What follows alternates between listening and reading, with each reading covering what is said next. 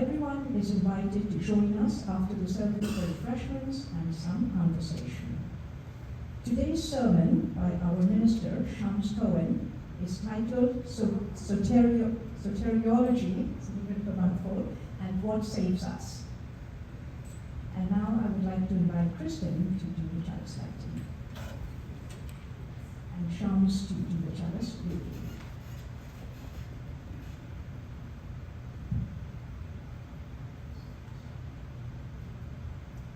Good morning. Hello. Am I mic'd? Strange. Oh, there you are. There we go. Now I'm on mic? Yes. All right. These are the words of Adrienne Marie Brown. She asks us, are you actively practicing generosity and vulnerability in order to make the connections between you and others clear, open, available, durable? Generosity here means giving of what you have without strings or expectations attached. Vulnerability means showing your needs.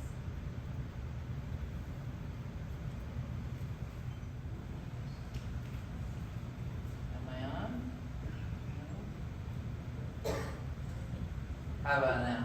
Perfect. We're working on getting a mic with a mute. That's gonna help a lot. Right now I have on and off, and I don't want to sneeze in the middle of somebody else's part of the service and have it amplified. So we're going to do this chant. Today's theme is about what saves us. I'll talk more about that during the sermon. Sometimes we get thrown off center by trauma, life circumstances, negative messages. This chant is one that I wrote. It came to me many years ago, and I use it as medicine to tap into my own sense of personal goodness, wisdom, and power. The lyrics are super simple. The melody is a little more tricky, and the rhythm might be a bit mysterious or variable. I'll try to keep it. It's a mystery to me, but it usually works out. So I'm going to sing through it completely once solo. And you might think I'm done, but the words repeat with a different melody. So it kind of goes through the words twice before it's a complete cycle. But then I'm going to teach it to you, one line at a time. So I'll sing a line, you'll sing a line, and then I'll start singing it again, and you'll join in as you feel comfortable. Please don't worry about mumbling, humming, harmony, whatever works for you. It is a powerful set of words to assert out loud in sacred space, even though it's so simple. So I hope you'll give it a chance to affirm and embolden you. So first, I'm going to sing it all the way through, go through the lyrics twice, and I to it might be loud. So you can adjust my mic, that would be lovely. Thank you to I2 on sound this morning. It goes like this.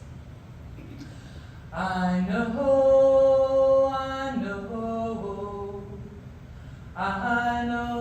my soul.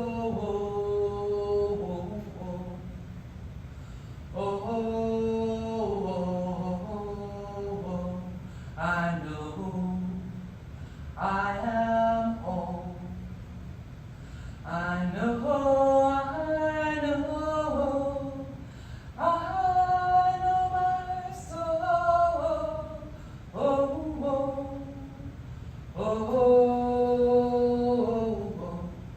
I know I'm whole. So let's experiment. I'll sing a line and you sing after me. I know, I know.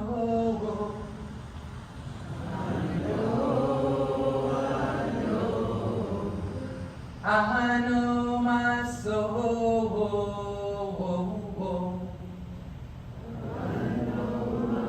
I know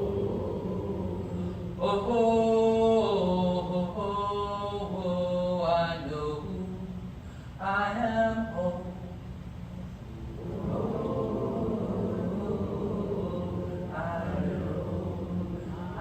am whole. I know, I know. I know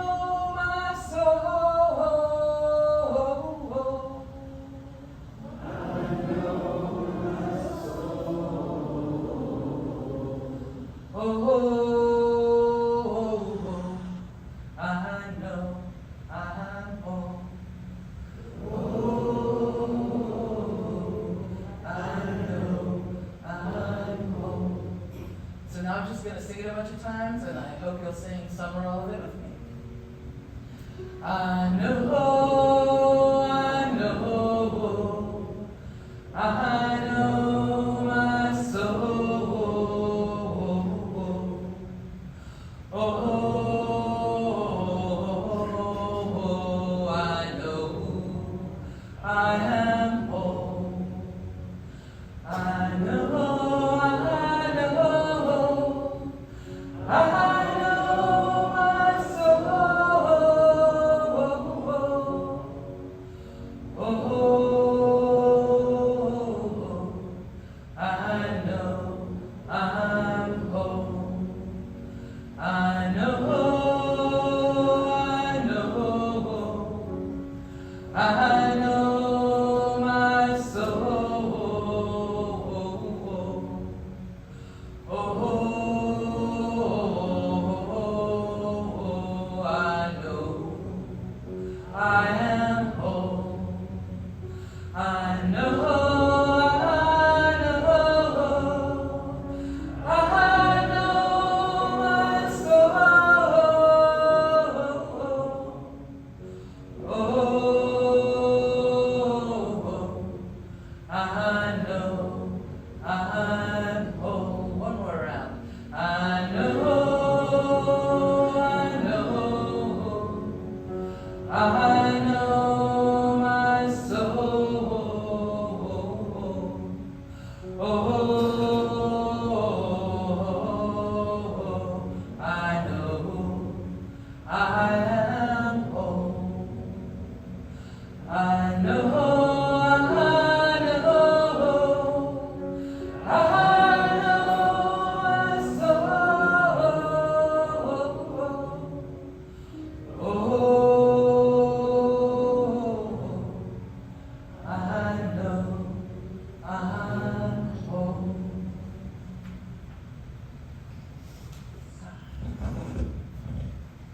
From what to be saving? The mic not working. Thank you. Good morning. Good morning. It feels like so long since I've been here in person with you. It was back in November for the Day of the Dead.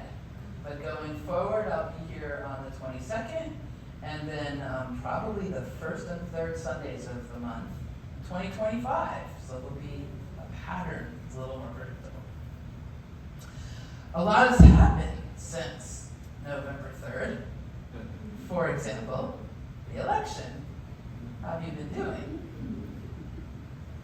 There's a reminder that I'm available to connect with each of you one-on-one, by phone or in person. I've posted information on, that's my office back there, and my office door, and I posted some new information. If you'd enjoy or benefit from connecting with me, as you traverse the journey of your free and responsible search for truth and meaning, you can call the main UUFLG phone line, send me an email, or reach out to our caring committee members, of whom many are here today: Donna, Charmine, I don't see Roberta, Kathy, and I don't see Suzanne, but that's the caring committee. And if you forget, it's posted on the door. Also, we've been putting notices in the weekly what's happening to remind you how to reach me. Choosing to connect and ask for help does tie into today's topic: soteriology, salvation. Do we need saving? If so, from what? And what saves us? You may recall my intention to preach a series on what is known as systematic theology. Traditionally, systematic theology has been an attempt within Christian scholarship to categorize the main interconnected themes within Christianity.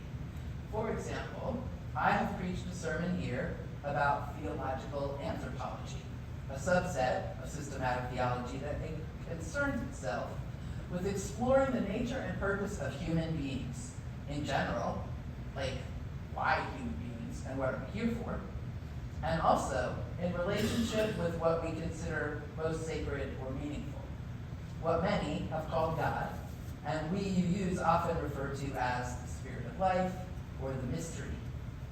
From this pulpit, I have also shared a bit about ecclesiology, what the Christians would define as how we do church. or what UUs might call congregational polity, basically how decisions are made, who is empowered with authority, the politics and power of our local, regional, national, and international UU fellowships and organizations. Today, we're exploring soteriology, which is about what saves us. Within traditional Christianity, soteriology is about salvation. While I'm sure that this summary is a gross oversimplification, the short answer within that belief system is that the acceptance of Jesus as someone uniquely divine and tragically sacrificed is what saves us from a concept that many of us find very strange, but perhaps some of us do not, called original sin. I wonder who among us were indoctrinated with this concept of original sin, and if the traumatizing effects of that concept may now be one of the things from which you need saving. Maybe. Original blessing, original vulnerability, original innocence. Those ideas make more sense to me. It seems to me that as we come born into this world, we do need saving from the shock of being made manifest.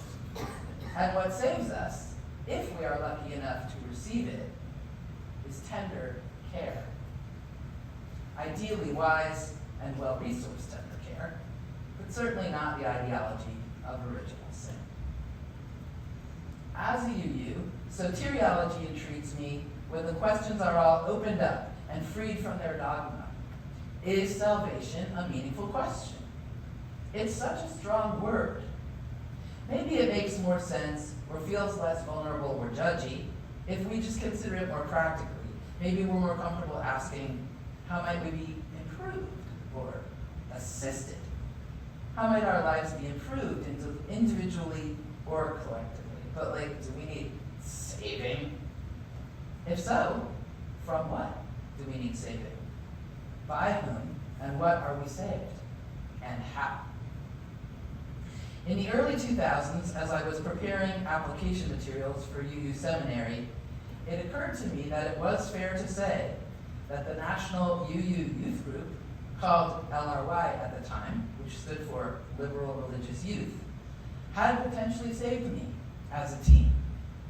It was within that group that I found intellectual peers who fully accepted me exactly as I was. And it was an appropriately affectionate group who embraced one another, literally and figuratively, regardless of individual quirks and beyond stereotypes or isms, especially when it came to sexual orientation. This kind of support is still vital today, but was considerably more rare in the 1970s and 80s. Because of this experience, I was able to honestly relate to other UU seminarians who may have been raised in other faiths, who were comfortable calling Unitarian Universalism a salvific faith, an environment that saves. As I age, I have several times needed literal saving from physical ailments and conditions. In those cases, I would say that health insurance, technical and medical knowledge, and a team of kind and qualified people working together are what saved me. And I often think of my almost daily unhurried cuddle time with my 2 4-year-old tabby cat brothers as adding years to my life. I'm going to invite you into some conversation with one another, perhaps with 1 or 2 people seated near you, and for 5 minutes or fewer, I'd like you to consider the topic of soteriology as briefly discussed so far. Is there a time that you felt that you were saved? Do you have a sense of a current need for salvation? Who is afflicted? What are the needs? And how can they be met? We've got the questions on this slide. If you want to find 1 or 2 people near you, and I will give you probably a gong and then some words when I'd like you to wrap up and refocus up here.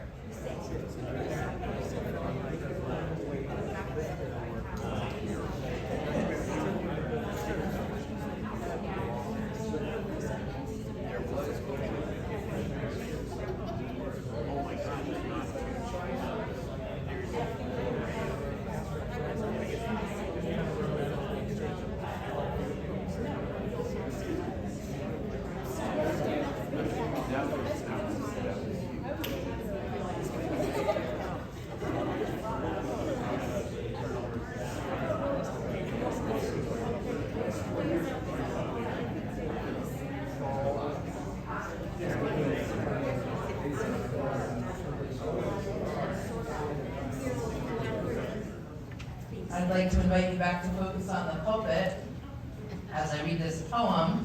It's one of my favorite poems. I love this poem so much that it used to be posted on my front door for a while in the 1990s. This is called Blessing's Precision, and it's by a relatively unknown fellow named Christopher Howell. Can you advance the slide too? No, the woman, just the lion and the guy. That's fine. Thank you. Yeah. And we emerged from the tree line and came upon a lion, bleeding, and a man kissing the wounds from which the blood whispered out. Some of us wanted to kill the lion quickly, then the man, and to write down how this was done, how a voice commanded it. Some of us wept for the lion and for the love the man must have felt to bend down like that, like an angel, and do what he was doing. Some of us thought we could see home in the bloody grass and in the stillness of the man's mouth saying something. No one but the dying lion was close enough to hear. Finally, we decided to make a ritual for passing by a wounded lion and an angel when you come upon them by accident.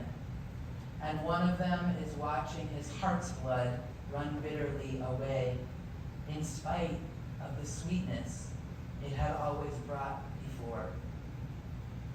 And so we held our faces up against the sky and said our benedictions, and gave up each a bead from our own red estuaries, and a caress we might have saved, we placed in the man's palm, till his hands overflowed with little stones, smooth as a lion's ear. Then we left both of them there, dying, I suppose, and many of us have been speechless since then, curiously simplified in a kind of sunlight, asleep in a kind of shade. Since then, we have begun to build this rose, this village of our days, where every breathing thing must be received and tended. Because mercy now locks our arms out wide, and nothing, not even happiness, is ever turned away. Is it mercy then that saves us? And ritual? And suspending judgment while curiously exploring a new thing before reaching conclusions? Is it awe, solidarity, welcoming? Have the people in that poem been saved at all? If so, from what? Asking the question, what saves us, we also need to know who's the us in this question. When we consider whether or not we need saving or have been saved, who do we think of as being part of we? Each of us as individuals, independent? Individuals within our own tribe, culture, or social location? We as residents of the United States, as people of the world, as humanity at large? When we change the we in our imagination, does that change our answers to the questions and our vision of what is helpful or salvific? Do I need saving? From what, by what, or whom, and how? Do my social or cultural groups need saving? Do the people of the U.S. need saving? From what, by what, how? Does the earth need saving? Again, from what, by what, and how? One perspective with which I am intrigued and enamored is the idea among some tribes and cultures that the tribe or group is the first order of identity, and that identity as an individual is somewhat secondary. So I am only because we are. I am also a we. In Islam, the Hadith Qudsi explains Allah's choice to create all that is in this way. I was a hidden treasure that longed to be known, so I created the creation that I might know myself. At the ultimate spiritual level, there is only one thing of which we are all a part then, Allah, the One. Do we need saving? From a sense of ourselves as primarily individuals. If we see ourselves as part of all one holy thing, or only possible because of our belonging to and coming from a larger collective way of being, does that help us make choices that benefit the whole, as well as each of us as the sum of its parts? The list of things to be saved from is long, in my opinion. I won't recite it exhaustively, that might take forever, but some things I thought of: greed, trauma, dysregulation, authoritarian rule, violence and war, black and white thinking, moral relativism, earth catastrophes. Perhaps you came up with some others in your discussion. I hope to hear about those maybe during coffee hour. The list of ways to be saved may be even longer, and I find that heartwarming. Kindness, ritual, poetry, music, self-defense and martial arts, EMDR, which is a type of therapy, rest, nonviolent communication, 12-step groups, earth justice, mindfulness practices, time in nature, especially if you think of yourself as nature, art making as playful prayer, hugs, taking life at a nurturing pace. Since the election, I've been observing my own way of being with what is. For myself and those whom I counsel, I notice that I have been steering towards coping skills and visionaries. The news cycle is very dysregulated, and some would say designed to be so. Some of us may need to explore new to us coping skills, and or to recommit to noticing when a spiritual practice or coping skill is needed for self-knowledge and self-soothing, rather than a heated debate with someone whom we see as other, or a harsh self-directive to just push through it. The good news is, most coping skills that have worked at any time in our lives, when we felt triggered, anxious, afraid, out of control, despairing, or emotionally debilitated in any way, are likely to help this time. Calling oneself to presence, conscious breathing, meditation, crying, showers and baths, nurturing hobbies, time with well-loved family, friends, pets, hiking, gardening, making and enjoying music and poetry, celebrating what is good and available to us in each moment, finding beauty and tapping into authentic expressions of gratitude. The day after Election Day, I was curious what remained the same and what had changed in terms of my own sense of what saves me and us. I was feeling into the necessity for calm, connection, and care. In addition to the poem Blessing's Precision, I remembered this one that you may be more familiar with, from poet Naomi Shihab Nye. It's called Kindness. Before you know what kindness really is, you must lose things. Feel the future dissolve in a moment, like salt in a weakened broth. What you held in your hand, what you counted and carefully saved, all this must go, so you know how desolate the landscape can be between the regions of kindness. How you ride and ride, thinking the bus will never stop, the passengers eating maize and chicken will stare out the window forever. Before you learn the tender gravity of kindness, you must travel where the Indian in a white poncho lies dead by the side of the road. You must see how this could be you, how he too was someone who journeyed through the night with plans and the simple breath that kept him alive.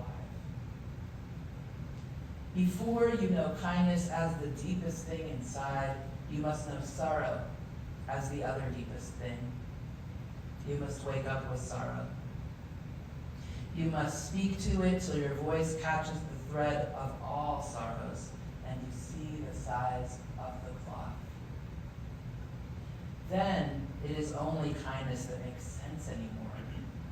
Only kindness that ties your shoes and sends you out into the day to gaze at bread. Only kindness that raises its head from the crowd of the world to say, it is you I have been looking for. And then goes with you everywhere, like a shadow or a friend. Each one of us is irreplaceable. Times ahead appear as though they will be challenging, perhaps in many ways even life-threatening, to more of us than before. It is a good time to remember that the way that we relate is as both particle and wave, like light. We can see each of us as nouns, individual, separate, independent people, or we can center the verb, be what Adrienne Marie Brown calls a wavicle. Perhaps we are the sum of our relating. Perhaps the interactions are what's essential.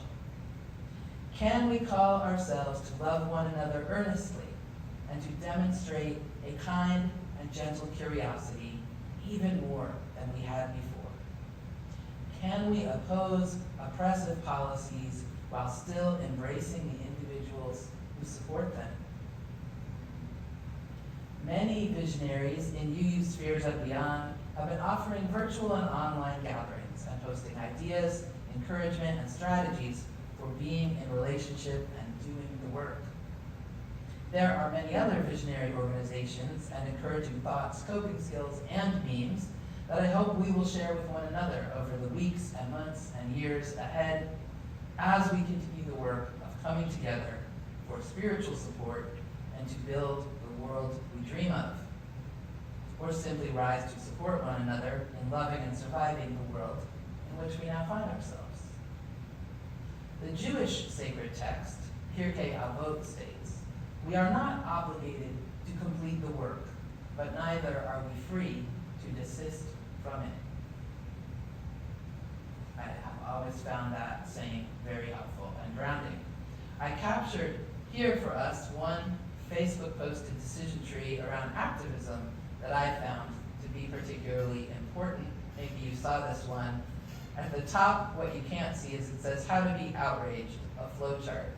And the reason I think this is important for us is sometimes when we become afraid, and we haven't necessarily been before, we leap right to action, or we're completely paralyzed by despair. But this one reminds us, okay, first check in. Are you safe from literal imminent harm? If not, let others help you with resources, shelter, support. If yes, are you ready to act? If not, support an activist or affected person. If you are ready to act, are you well informed? Sometimes Unitarian Universalists do a lot of research, but they don't necessarily understand all the groups that are already out there doing good things. And so, we want to save, we want to lead, but sometimes we need to follow. So get up to speed before taking action. Connect with people and groups who are already organized to respond. Now this question over here, would a grand gesture be helpful, sustainable, and appropriate? Maybe, right? Sometimes we need a giant march with pink hats, and that's helpful. But other times we can just plug into something that's already happening. So don't reinvent the wheel. Do learn from activists. Also, don't stress out if you can't read all the words on that page. And let me know if you'd like a copy of it. I will post some of these things as we go forward, probably in what's happening, my minister's musings. I have been especially bolstered by resources and Zoom gatherings recently offered by Side with Love, which should be our next slide, with any luck.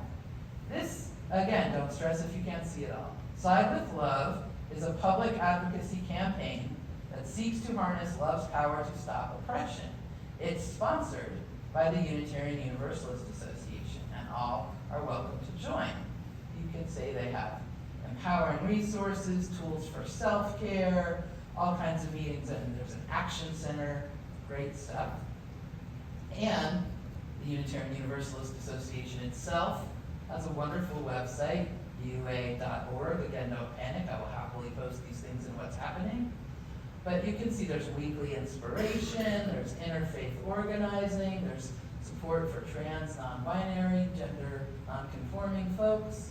Great stuff there as well. There's another national organization called Waging Nonviolence. Oh, that's okay. Yeah, we can do that. Thank you, Charmaine. She's trying to keep up with me. I'm also relieved that the UUA and the ACLU both say that they are prepared for any outcome in the election to continue fighting for the values that many of us use and many folks in Northern California care about. So that's another resource. And Waging Nonviolence has uplifting, encouraging, and hopeful coalition building, practical tasks we can embrace. It's international. You can see there's some stuff about Toronto there, climate change. And then more locally, there's a wonderful group I discovered about 15 years ago called Movement Generation. I just love their mission. We inspire and engage in transformative action towards the liberation and restoration of land, labor, and culture. They do this great stuff where they buy up tracts of land or even sort of occupy unused tracts of land in the East Bay, Berkeley, and Oakland, and they create gardens and help people with food insecurity. So there's a lot of great resources. If you've been feeling down, you can talk to me, you can check some of these things out, stay engaged, practice kindness, continue loving one another. And lately I have also been soothed and inspired listening to the writings and activism of Adrienne Marie Brown. I like listening to her on Audible when I'm driving around visiting my hospice clients. She's the one we quoted from for the chalice lighting, and I will end with these final quotes from her. She says, "Liberated relationships are one of the ways we actually create abundant justice. The understanding that there is enough attention, care, resource, and connection for all of us to access belonging, to be in our dignity, and to be safe in community. I think," she says, "it is healing behavior to look at something so broken and see the possibility and wholeness in it." Now, if you'll join me in singing hymn number 1014, and you might think of it as staying on the side of love.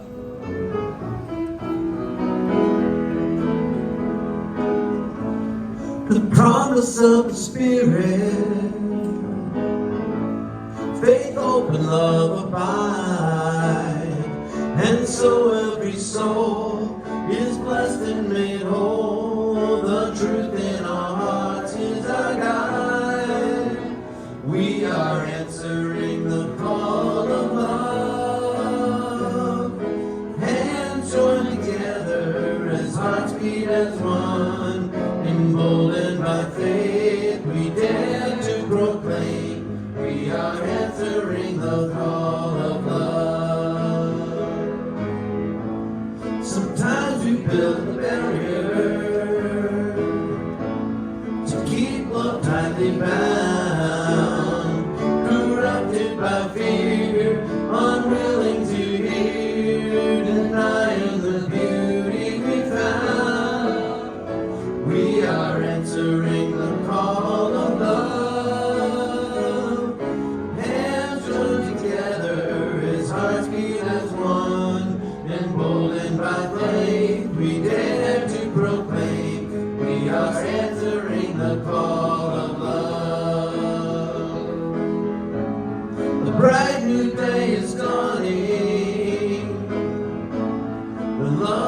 not divide.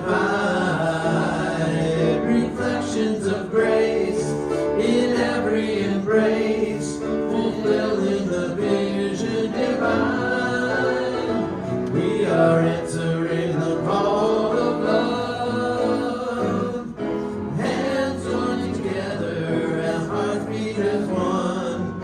Emboldened by faith, we dare to proclaim, we are answering the call of love. We are answering